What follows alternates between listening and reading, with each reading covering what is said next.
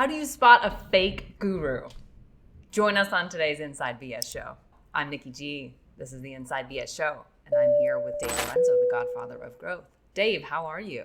I don't know. Let's see how this show goes. I'll let you know at the end. All right, what do you got about fake gurus, Nikki G?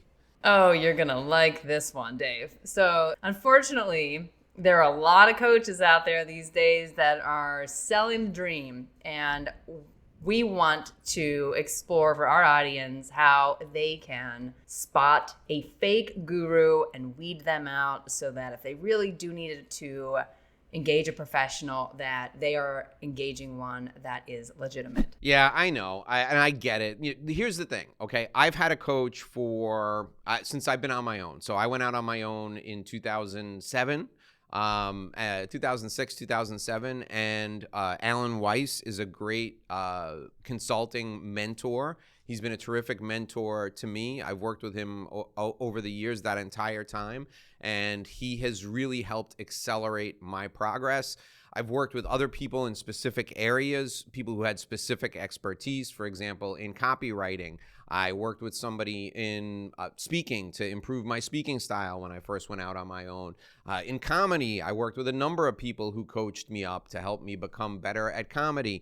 In media, I worked with a media coach to help me get better at performing on camera or performing on the radio. I worked with a writing coach when I was learning how to write better articles and books. So coaches are accelerants. They can shortcut your route to success. But as Nikki G points out, there are a lot of people out there who use all kinds of shady tactics to just get your money and provide no value in return. So for me, the first thing I look at, and I'm very skeptical when I see this, is a website or a video that focuses on the Lamborghini or the private jet.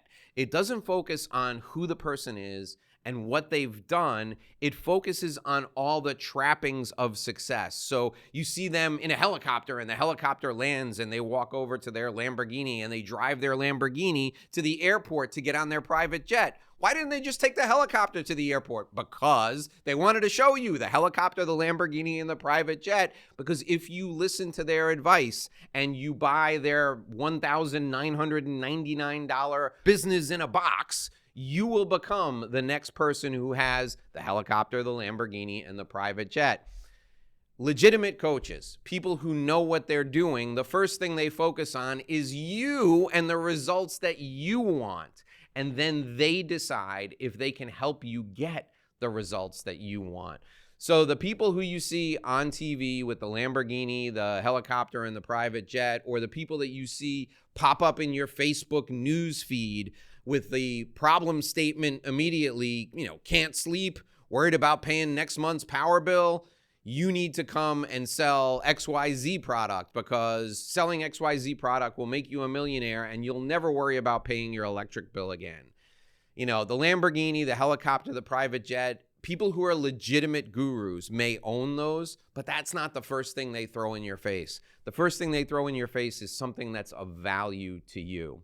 What do you think, Nikki G? That's right. Don't fall for the Lamborghini. It is smoke and mirrors. If they have something of value to add to you, they do not need to win you over with flash. The next thing when it comes to fake gurus is they lead with emotionally manipulative language. You'll find that a fake guru will take good copywriting to the extreme. So listen, I've got nothing against making sure you connect with someone on an emotional level. That's how we buy everything from soap to cars to vacation homes. You buy things because you make an emotional connection with the person, you make an emotional connection with what the product can do for you. I get it. But a guru will take that emotionally manipulative language to the extreme. Nicola, I'm going to give you a great example of that. So one of my clients is a real estate attorney here in Miami, and there is a lawyer success guru who many of our listeners, many of our viewers will recognize. I'm not going to use his name, but when I describe this, you'll probably recognize the scenario. So this lawyer success guru does a seminar, and the lawyer success guru has become very successful over the years at doing these seminars. And he's a person who had a law firm, but the law firm failed. And then the lawyer success guru went on to become an executive with the local bar association. And then he became someone who would teach lawyers how to be successful. I'm not sure how 1 + 1 = 2 there, but the lawyer success guru does a seminar. And my friend, my client, real estate attorney, goes to the lawyer success guru seminar. And at the end, the lawyer success guru offers a free consultation, but he calls it a discovery call. So my buddy gets on the discovery call with the lawyer success guru, and the lawyer success guru says to him, let's call him Joe. That's not his real name. Joe, if you don't learn how to do business development, your wife is going to leave you. You'll never be able to provide for your kids. You'll be destitute. You will fail miserably. That's emotionally manipulative language. Now, if the lawyer success guru had a good sales system and the lawyer success guru wanted Joe to buy from him, my approach would be, Joe, tell me about what you're looking to accomplish in the next 5 years. Joe would say that. And then I would say, here's what we're going to work on together that will help you get the things that you want in the next 5 years. In addition to that, you'll never have to be concerned about these other things. But using language that's emotionally manipulative is a high pressure tactic that these people use when their products or their services perhaps aren't going to be the best fit. The second thing that these people do that's emotionally manipulative is when their products or their services don't work for you, they'll turn it around and they'll say, it's because you didn't do what I told you to do, or they'll say, you just didn't try hard enough. And these techniques are old techniques developed from televangelists, people who were on TV who used to bilk people out of money for donations for their fake churches. And what they would tell them is, if you donate $1,000 right now, God will be so pleased with you. He will make things happen in your life that you never imagined possible. We need to build a new church. We need that $1,000. Please, God, and donate that $1,000. And then when you donate the $1,000 and the things don't happen in your life the way they're supposed to, they will tell you, you didn't pray hard enough, right? Emotionally manipulative language is a huge tell for a fake guru. Nikki G, what do you think? A good fake guru is good at manipulation, right? This isn't that different than the next Ponzi scheme of the person who's trying to sell you something, and they are very good at preying on your emotions. They're doing this intentionally because they know it is a skill set that they've developed. So you've got to watch out for the manipulation. Do not assume it is you in these circumstances. Remember, you're the customer. You're the one who's considering engaging this person as a professional, you would hope. But if they're a guru, they're going to be focused on, if it's not working, it's about you. No, it's not. They should be addressing that issue where it is not about you, it is about them. 100%. What do you use to spot a fake guru? Give us a tip that you use all the time to spot somebody who's not what they say they are. You know what? Here's what I love. I love selling the dream instead of the process or the skill set to get there, right? We've heard it. I can make you the next fill in the blank. It could be, if we're talking about sports, it could be, I'll make you the next Serena Williams, or it could be, I'm going to make you the next, head of succession. If you are on the receiving end of someone simply selling you the dream, then they're not communicating to you how they would actually get you there. And if they're not clear about what that process is and what you would need to do in order to achieve what you're talking about with them, then it's fake. And it's an easy way to spot it. They should be able to explain this to you. That's the value that they should be providing to you. Is you can't just tell someone, I'm going to make you the next. You don't know that you can. You can show them the process, but that person still will have to implement it.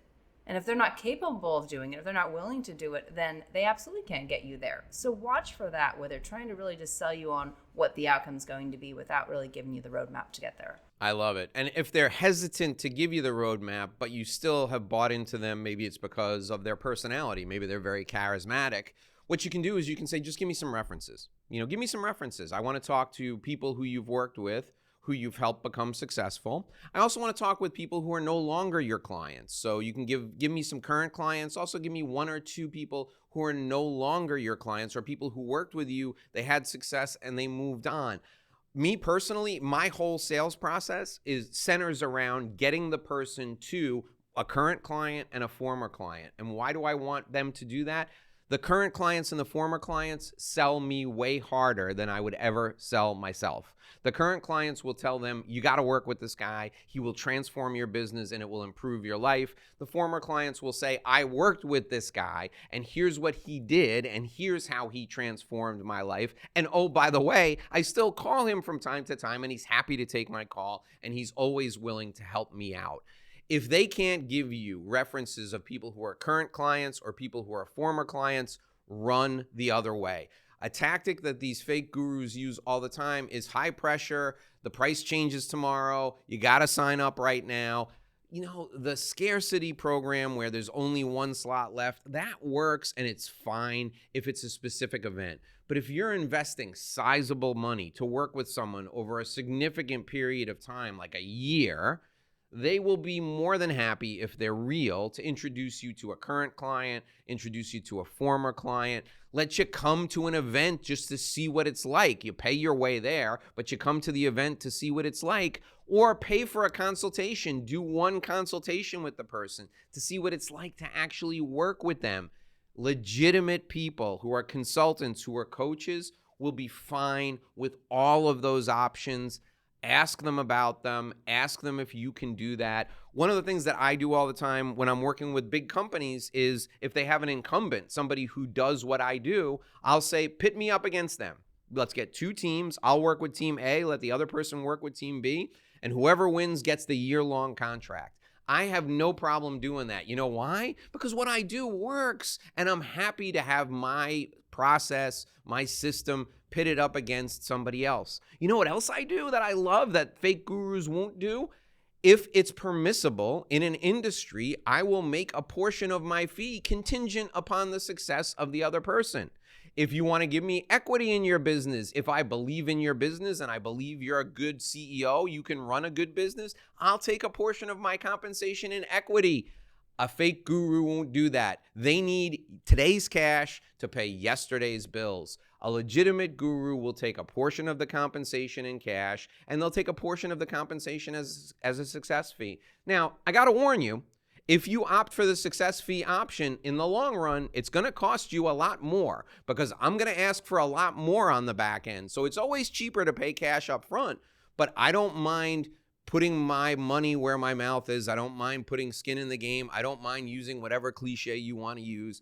I know what I'm doing. I believe in what I'm doing. The fake gurus will never do that. What do you think, Nikki G? I love when you use that example of, put me up against my competitor and I'm going to show you what I'm going to do and you're going to beat them. That demonstrates that you are fully confident in what you are providing. There's transparency there, and the fact you're willing to put skin in the game screams not a fake guru. A fake guru is not going to be willing to be that transparent about anything. While they don't need to go that far, as what you've described, if they are getting a little bit hesitant about what you're asking them to tell you about, there's a problem, right? And especially when they're asking for, and they often are, a significant sum of money for you to attend some conference or sign up for some sort of service that they're providing. You ought to be able to ask these questions, and if there's any hesitation, that's a problem. And, so that whole competition thing came up because I wish I could tell you, like, I thought of it on my own. So here's the story behind that. And I don't think I've ever told you the full story about the first time I ever did that. So there's a law firm in the Mid-Atlantic, and actually they have an office in California, they have an office in New York and North and South Carolina now. They're growing like crazy, named Offit Kerman. And one of the folks in the learning and development department at Offit Kerman had watched all my YouTube videos on my original YouTube channel, and they called me and they said, hey, we're creating this program for people who are new to the firm to teach them how to originate business, okay? Now, for those of you who are not familiar, originate is the term for sales in law firm parlance. Law firms and lawyers, other than Nikki G, they hate the word sales. So they say, we're gonna originate a new relationship, right? More words, same outcome, it's selling. So they're developing this origination program, and they ask me to send them a proposal. So I schedule a call with the president of the firm, with the named partners of the firm, and the person who heads up legal operations. And we're on the call. I take down all the information, and I tell them, upfront, point blank, if you're going to have me do this for 180 lawyers, it's going to be about $300,000. And they fell out of their chair. They thought it was ridiculously expensive because they had a Sandler sales trainer. The Sandler selling system is a good system for people who want to learn hardcore sales techniques. They had a Sandler sales trainer who was willing to do it for much less. So I said to them, here's what we'll do. Give the Sandler guy 10 people. I'll take 10 people, and I will take whatever you're paying the Sandler guy. I'm going to put you on the honor system. Whatever you're paying the Sandler guy, I'll take those 10 people, and let us go for a year. And whoever develops more business over the course of a year will get the entire contract. But if I get the contract, I get the contract at my rates. I don't get it at the Sandler rates. If you'll agree to that, I'll do it. And they said, fine. I blew out the Sandler trainer in 6 months. At the end of 6 months, they gave me a second group of 10 people, and that second group they gave me on a prorated basis at my rates. And by the end of the year, they had me in to design the entire program for everyone in the firm, and they eventually took my content, and they're now delivering my content internally at their firm on their own to everybody else. So I taught them how to do it. They took the content, licensed it for me, and they're now delivering it to other people just the way I would deliver it because they've grown so much so quickly. But I got that business specifically because I was willing to take the Pepsi challenge and go up against somebody else and show what I was willing to do. A fake guru is never gonna do that. Never, ever gonna do that. All right, Nikki G, you got another point you wanna make about this. What is it about fake gurus that will enable us to spot them? Another good one is when you ask about how they became successful, they are evasive or vague and they try to deflect and talk about something else, right? Dave, I like this because anytime I've heard someone ask you, right, what your background is, you immediately will tell them, you built 5 businesses. I can almost name them at this point, right? But they're real, and you should be able to rattle them off if your experience, right, has now been what has gotten you to what you are selling other people. So what's great is ask them about their background. If they're hesitant, you know there's a problem. And also ask if you can be introduced to others. That's something else, Dave, that you do really well is let me tell you, here's what I've done in my background. You put real numbers to it. You put the names of the companies, exactly what the services or products were. And then you say, and here's people I've worked with. I'm happy to make those connections, right? Those were successful businesses. Of course you want potential clients reaching out to them because that's going to be a great voice for you when they connect with those people. So if there's any hesitation on the part of the person that you are considering hiring, you need to recognize that as they are trying to sell you something fake. Yeah, I love that, and thank you for saying those kind words. I name drop whenever I can because I've gotten permission from my clients to do so, and I'm proud of what I accomplished, right? So you can look back at my background and you can talk to anybody who was at Marriott when I started the Executive Stay brand and took it from startup to 50 million in 3 years. I can point you to the people who are on my executive team. They're all successful now. They'll tell you about the days when we took it from startup to 50 million. You can talk to the people who worked with me at Gallup when we blew the doors off of Gallup, took it from startup to sky high profits and revenue in 6 years, right? You can talk to all those folks as well. They're still out there. I can give you my clients because I'm still friends with them from when I worked with them at Gallup. They're all senior executives in Fortune 500 companies today. I'm happy to make those connections because I'm proud of the work that I've done and they're proud of the relationship they have with me, so they'll actually take those calls. All right, so a couple of things that you should take away from our time together today. If they're a fake guru, they have no tangible history of success, as Nikki G just said, but also the fake guru should also be humble enough and vulnerable enough to admit what they've done wrong.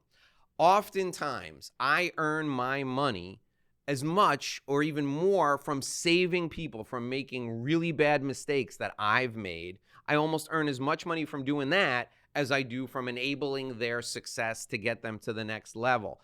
I am a pioneer in many areas. Real coaches, real consultants are a pioneer in many areas. And the reason they're called pioneers is because the pioneers who settled America took a lot of arrows in their back, right? I've taken the arrows in my back so you don't have to.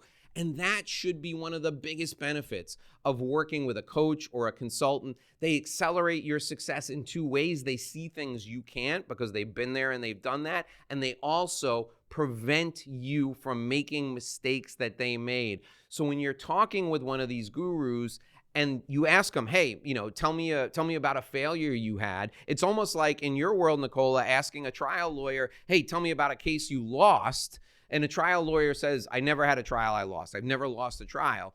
That's got to be a moment of pause, because that tells you one of two things, right? They've either not tried a lot of cases or they're full of crap, because if you try enough cases, you're going to lose. If you're in business long enough, you're going to make mistakes.